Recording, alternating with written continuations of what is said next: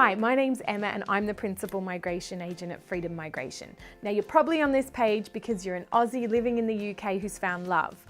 Or maybe you're living in the UK and you found an Aussie. Either way, the two of you have decided that Australia's the place you want to call home together. Well, you're in the right place. You may have read online or heard from a friend something about a marriage visa, a spouse visa or a de facto visa. Either way, it can be super confusing. And with all the information and misinformation online in blogs and forums, it can be really hard to know where to start. In life, no two relationships are the same.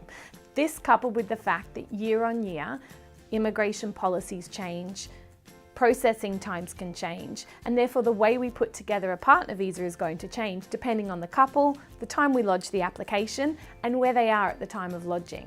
At Freedom Migration, we specialise in partner visas. This means day in, day out, we help couples just like you whose life together all depends on the outcome of a partner visa.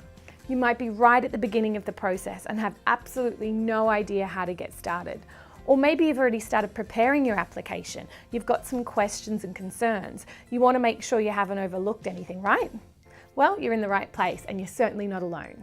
Now, whether you plan to lodge the application with a professional or if you choose to go it alone, the best way to get started is to start with a visa planning session. This is a one-on-one with a registered migration agent who specialises in partner visas. You'll share all the information about the background of your relationship, what your concerns are, what your worries are, and what your plans for the future are. With all of that information considered, your migration agent will help you put a plan in place. They'll be able to answer these questions, let you know if you meet the requirements, and where to go to next. You'll be left feeling clearer and more confident about your future. You'll actually be able to start planning for the future. Now, if you're in the UK, it's really important that you use an Australian registered migration agent. Sometimes that can mean that you're dealing with someone who's in Australia. That's okay, with modern technology, email and Skype, it's not a problem.